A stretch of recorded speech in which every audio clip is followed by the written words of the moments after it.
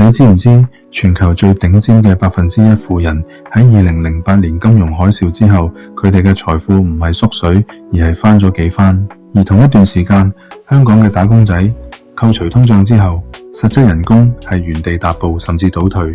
唔係你唔夠努力，唔係你唔夠聰明，而係你喺玩一個規則由別人定嘅遊戲，而你根本唔知道個遊戲係點玩嘅。你有冇試過呢種感覺？月頭出糧，月尾又係得返幾百蚊。你有冇試過睇住身邊嘅朋友買咗樓，自己仍然係喺度捱貴租？你有冇試過加咗人工，但係生活質素完全冇改善，因為所有嘢都貴咗？呢啲唔係你嘅問題，呢啲係個系統嘅問題。而今日我哋就要拆解呢個系統。今集我會同你拆解呢個名為金融嘅殘酷遊戲。你會了解到點解你越努力反而越窮，點解全球經濟復甦只係一個假象，點解頂級交易員喺賺到幾千萬之後會選擇放棄一切，同埋3個你今日就可以用嚟重新審視自己財富配置嘅具體行動方向。我係 Lawrence， 歡迎收聽 My Talk Book。今日我哋要講嘅呢本書叫做 The Trading Game， 作者係 Gary Stephenson。佢曾經係花旗銀行全球最賺錢嘅交易員，但最後佢選擇咗劈炮唔撈，走出嚟揭露呢個系統嘅黑暗面。呢本書係一本回憶錄，但佢講嘅係你我每一個人都應該知道嘅真相。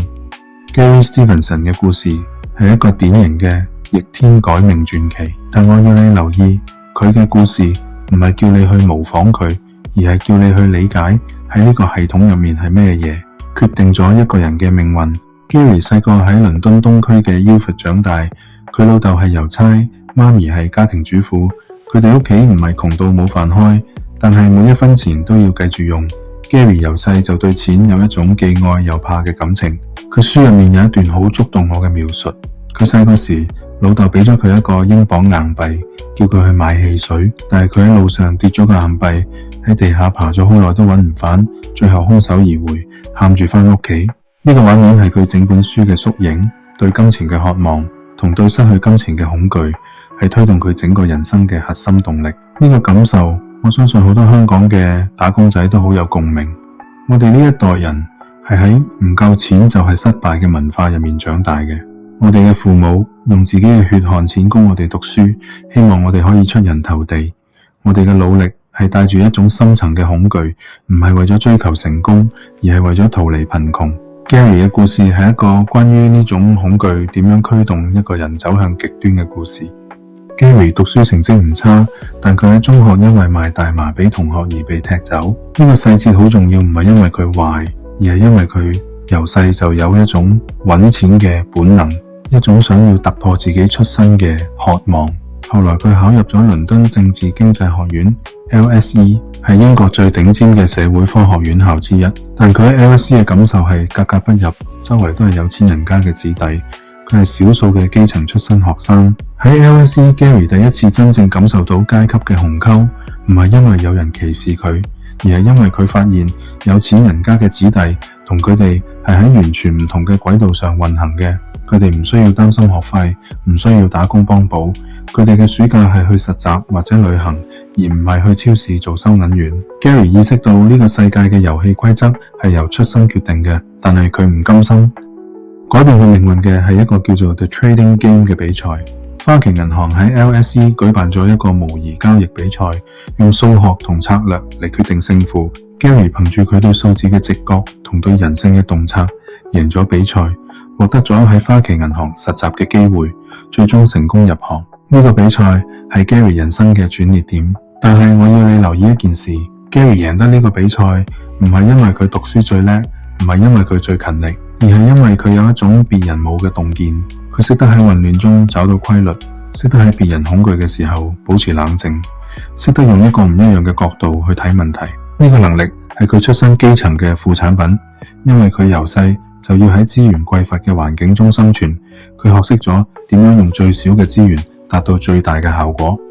我自己喺職場咁多年，見過好多後生仔以為只要勤力考多幾張 cert 就可以上位，但 Gary 嘅經歷話俾我哋知，喺最高層嘅遊戲入面，勤力只係入場券，真正決定勝負嘅係你睇唔睇得穿個局。Gary 入咗花旗之後，揀咗一個叫 Stud 短期利率交易嘅部門，呢個部門係做利率衍生工具交易嘅，係整個金融市場最核心、最複雜嘅部分之一。好多人話佢傻，叫佢揀一個容易啲嘅部門，但 Gary 知道最難嘅地方往往係最有機會嘅地方。佢入行之後發現交易場嘅文化係極度殘酷嘅，每個人都係為咗自己嘅 bonus 而戰，友誼係假嘅，合作係有條件嘅，唯一嘅標準係你幫銀行賺咗幾多錢。Gary 喺呢個環境入面慢慢學識咗點樣生存，點樣利用自己嘅優勢，點樣喺混亂中找到規律。佢描述過一個好令我印象深刻嘅場景，喺交易場，每個人都係對住電腦屏幕，眼神空洞，手指不停咁攪鍵盤，冇人傾偈，冇人笑，冇人休息，整個房間嘅空氣都係緊張同壓抑嘅。Gary 第一日坐落去，感覺係我係咪去錯咗地方？但係佢留低咗，因為佢知道呢個地方係佢改變命運嘅唯一機會。而家我要講 Gary 最核心嘅洞見，亦係呢本書最震撼我嘅部分。2008年金融海嘯之後，全世界嘅經濟學家同政府官員都話經濟會復甦，利率會慢慢升返正常水平。大多數交易員都跟住呢個主流觀點去做交易，但 Gary 做咗一個好大膽嘅賭注，佢賭利率唔會升，甚至會長期維持喺接近零嘅水平。點解佢咁諗？因為佢睇到一個其他人都睇唔到嘅東西，不平等。Gary 嘅邏輯係咁嘅，喺2008年之後，全球嘅財富分配發生咗一個根本性嘅轉變。富人將賺到嘅錢唔係用嚟消費，而係用嚟買資產、買樓、買股票、買債券。呢啲資產嘅價格因此不斷上升，而窮人同中產因為人工冇加，生活成本又不斷上升，唯有靠借錢嚟維持生活水平。結果窮人每個月交嘅租同利息就源源不絕咁流入富人嘅口袋。呢個係一個自我強化嘅惡性循環，富人越嚟越有錢，窮人越嚟越窮。當普通人無錢消費，整體經濟需求就會下降。當需求下降，企業唔敢投資，政府唔敢加息，因為一加息就會令已經債台高築嘅普通人崩潰，所以利率只能維持低位，甚至要繼續降低。Gary 喺書入面講過一句令我印象深刻嘅說話 ：It's inequality. That's the only thing that matters. Trade on that, you'll be a millionaire. 財富不平等就係全球經濟嘅癌症，係主導一切嘅核心力量。佢用呢個洞見去做交易，結果幫花旗銀行賺咗幾千萬美金，自己亦都成為百萬富翁。呢個畫面，香港人應該好有共鳴。你每個月出糧，交完租或者供完樓，仲剩低幾多？你以為自己喺度創造價值，其實你只係喺度幫地產商同銀行打工。香港嘅樓價同租金係全球最貴嘅城市之一，你嘅人工有幾多係真正留喺自己手上？我見過好多跨國企業嘅高管，佢哋嘅薪酬係普通員工嘅幾十倍，甚至幾百倍，但係佢哋唔係因為做咗幾十倍嘅工作，而係因為佢哋控制住咗資本同資產。呢個就係 Gary 所說嘅遊戲規則，唔係靠勞力，而係靠資本，先係呢個遊戲嘅真正玩法。仲有一點好重要，Gary 發現喺2008年之後，有一個好奇怪嘅現象，壞嘅經濟新聞反而會令股市上升。點解？因為壞嘅經濟數據代表政府會繼續印錢，繼續維持低息，而呢啲錢最終都會流入資產市場，推高股票同樓價。換句話說，普通人嘅痛苦係富人嘅利潤。呢個係一個極度扭曲但又極度真實嘅現實。你有冇試過睇到失業率上升嘅新聞，然後股市反而升？你有冇試過睇到經濟衰退嘅報道，然後你嘅強積金反而升值？呢個唔係偶然，呢個係系統嘅設計。當普通人失業，政府就要印更多錢，降更多息，而呢啲錢就流入咗資產市場。所以股市嘅上升唔係代表普通人生活好咗，而係代表資產持有者更加有錢咗。Gary 仲有一個好重要嘅觀察，呢個不平等嘅問題係跨越國界嘅，唔係只係香港有呢個問題，唔係只係英國有呢個問題，而係全球每一個主要經濟體都面對緊同樣嘅困境。自1980年代開始，全球嘅財富不平等就一直喺加劇，而2008年嘅金融海嘯係一個加速器，佢令呢個不平等嘅速度大幅提升。點解1980年代係一個轉捩點？因為喺1980年代，全球嘅主要經濟體開始推行新自由主義嘅經濟政策，減稅、去監管、私有化。呢啲政策嘅受益者係資本家，係資產持有者，而受害者係工人，係打工仔。自此之後，勞動者嘅收入佔 GDP 嘅比例就一直喺下降。而家我要講一個好多人唔願意面對嘅真相，成功嘅代價。Gary 喺花旗做到最頂峰嘅時候，佢嘅 bonus 係幾百萬英鎊。佢住喺倫敦最好嘅地方，食最好嘅嘢，還最貴嘅嘢。表面上佢係一個成功人士，但係佢書入面嘅描述係令我最心酸嘅部分。佢開始失眠，佢開始抑鬱，佢開始濫用酒精同藥物嚟麻醉自己。佢嘅人際關係一塌糊塗，因為佢根本冇時間、冇精力去維繫任何真實嘅感情。佢喺交易場入面見到嘅係人性最醜陋嘅一面，貪婪、欺騙、互相利用，而佢自己亦都係呢個系統嘅一部分。Gary 開始意識到，佢每一蚊嘅 bonus 其實都係建基於普通人嘅痛苦之上。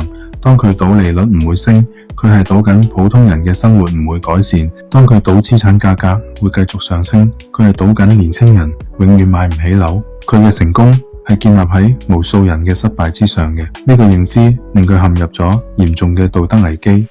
佢書入面有一段描述係令我最難忘嘅。佢話有一次佢喺交易場賺咗幾百萬英鎊，然後佢出去食午飯，喺街上見到一個老婆婆，佢哋眼神相遇咗一秒，佢突然有一種好強烈嘅感覺，佢唔知道佢賺嘅錢係從哪裏來嘅，但佢知道係從像佢媽咪呢樣嘅普通人身上來嘅。呢個感覺令佢好不是味兒。佢想辭職，但銀行唔會輕易放走一隻識生金蛋嘅鵝。花旗銀行用盡各種方法留住佢，遞延獎金 （deferred bonus）、威脅法律行動、情感操控。佢嘅上司甚至直接話俾佢聽，有時候壞事會發生喺好人身上，我哋可以令你嘅生活變得好困難。呢個說話係一個全球最大銀行嘅高管對一個想要離開嘅員工講嘅。呢個就係所謂嘅黃金枷鎖 （golden handcuffs）。你嘅薪酬越高，你就越難離開，因為你嘅生活方式已經習慣咗呢個水平。你嘅供款、你嘅租金、你嘅消費，全部都係建基於呢份高薪嘅。一旦離開，你嘅整個生活就會崩塌。好多香港嘅中高層管理人員其實都面對緊類似嘅處境。你明明做得好唔開心，甚至身體已經出咗警號，但你望住份糧，望住層樓嘅供款，望住子女嘅學費，你唔敢走。你告訴自己再捱多2年，等到下一個 bonus 先算。但係2年之後，你仍然係喺度講同樣嘅說話。我有個朋友喺投行做到 managing director， 表面風光，但其實日日都要食安眠藥先瞓到。佢同 Gary 一樣，喺金錢同靈魂之間迷失咗自己。佢有一次同我講 Lawrence， 我唔知道我而家做嘅係唔係我想要嘅，但係我唔知道仲有咩其他選擇。呢句說話令我好不是味兒。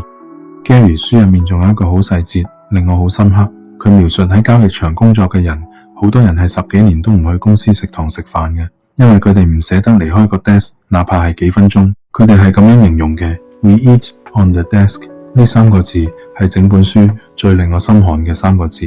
一個人嘅生命被一張交易桌完全吞噬咗。你有冇試過食飯嘅時候都係對住電腦屏幕？你有冇試過放假嘅時候都係諗住工作？你有冇試過明明係週末，但係你嘅心從來冇真正離開過辦公室？如果有，你可能已經喺黃金枷鎖嘅陷阱入面，只係你自己唔知道。仲有一個好重要嘅觀察 ，Gary 發現喺金融界成功嘅定義係極度單一嘅，就係賺多少錢。冇人問你快唔快樂，冇人問你有冇意義感，冇人問你嘅家庭關係係點，唯一嘅標準就係你嘅 P&L 損益表。呢種文化係一種極度扭曲嘅價值觀，但係佢係如此強大，以至於喺入面嘅人慢慢都會開始用同樣嘅標準去衡量自己。Gary 喺書入面有一段好令我深思嘅描述，佢話喺花旗嘅交易場有一個同事係一個好有才華嘅人，但因為1年嘅 P&L 唔好就被炒咗。佢離開嘅時候冇人送行，冇人說再見，就好似佢從來冇存在過一樣。Gary 望住呢個場景，心諗我係咪有一日都會係咁？呢個問題係佢最終選擇離開嘅種子。Gary 最後點樣做？佢選擇咗反抗，佢記錄低咗所有銀行對佢嘅威脅同不當行為，尋求法律同醫療支援，最終成功離開花旗銀行。離開之後，佢冇去另一間銀行繼續撈，而係去咗牛津大學讀書，之後創立咗一個叫 Garris Economics 嘅 YouTube 頻道，專門向普通人講解真實嘅經濟學，唔係教科書上嗰種，而係真正影響你生活嘅嗰種。Gary 嘅覺醒係從睇清個局開始嘅，佢唔係因為突然變得高尚而離開，而係因為佢終於承認咗一個令佢痛苦嘅真相，佢係一個不公平系統嘅受益者，而呢個系統係建立喺普通人嘅犧牲之上嘅。對我哋香港打工仔嚟講， The Trading Game 唔係叫我哋全部辭職唔做，而係叫我哋要醒覺。你要知道自己喺呢個遊戲入面扮演緊咩角色。如果你只係靠出賣勞力去換取微薄嘅人工，你永遠都只會係輸家。但係醒覺唔係叫你絕望，而係叫你改變策略。Gary 嘅洞見係呢個遊戲係唔公平嘅，但係你仍然可以喺入面測到自己嘅位置。關鍵係你要由一個勞力出售者慢慢轉型成為一個資產持有者。點樣做？我想同大家分享3個具體嘅行動方向。你每個月嘅收入有幾多係真正留喺自己手上？你嘅開支有幾多係負債？例如租金、利息、消費貸款。有幾多係資產？例如技能投資、副業收入、可產生現金流嘅投資。好多人以為自己係儲錢，但實際上係喺度幫銀行同地產商打工。今晚花10分鐘寫低你每個月嘅所有收入同支出，然後問自己：我嘅錢最終流去咗邊度？係留喺我手上，定係流入咗別人嘅口袋？呢個問題嘅答案可能會令你好唔舒服，但係唔舒服係覺醒嘅開始。Gary 嘅成功唔係因為佢識得做交易，而係因為佢有一個別人冇嘅洞見。佢識得用不平等嚟預測市場。你喺自己嘅行業入面有冇一個只有你先識嘅洞見？你有冇一個別人難以複製嘅技能組合？呢個先係你真正嘅資產。喺而家嘅時代，最有價值嘅技能係跨界整合嘅能力，識得將唔同領域嘅知識結合起嚟，創造出一個新嘅解決方案。你有冇試過將你喺一個行業嘅經驗應用到另一個行業？你有冇試過將你嘅技術知識同你嘅人際關係結合起嚟？呢種跨界整合嘅能力係人工智能最難複製嘅，亦係你最有價值嘅資產。如果你發現自己係因為唔敢走而留喺一份工，而唔係因為真心想做，咁你就要問自己：我係咪已經被枷鎖住咗？你嘅身體、你嘅情緒、你嘅人際關係係咪已經喺發出警號？唔好等到身體垮咗先去正視呢個問題。我自己喺供應鏈行業做咗咁多年，見過好多人喺黃金枷鎖入面掙扎。我自己都試過喺一份高薪但令我唔開心嘅工作入面捱咗幾年，因為我唔敢面對改變嘅代價。後來我終於明白，最大嘅代價唔係放棄一份高薪，而係放棄咗自己嘅人生。The Trading Game 係一本令人不安嘅書，唔係因為佢講嘅嘢係假嘅，而係因為佢講嘅嘢係最真實嘅。呢個遊戲係唔公平嘅，規則係由有錢人定嘅，而大多數人連遊戲嘅規則都唔知道。但係知道真相係改變嘅第一步。Gary Stevenson 由一個受益者變成咗一個揭露者，佢嘅選擇唔係每個人都做得到，但係佢嘅覺醒係每個人都應該有嘅。今日我想俾大家一個最簡單嘅行動，今晚花10分鐘寫低你每個月嘅收入同支出，然後問自己：我嘅錢最終流去咗邊度？係留喺我手上，定係流入咗別人嘅口袋？呢個問題嘅答案可能會令你好唔舒服，但係唔舒服係覺醒嘅開始。記住，你改變唔到個遊戲規則，但你可以改變自己嘅玩法。我係 Lawrence， 如果你覺得今集內容幫到你，記得留言話我知你最大嘅一個覺察係咩，同埋訂閱 My Talkbook。我哋下集見。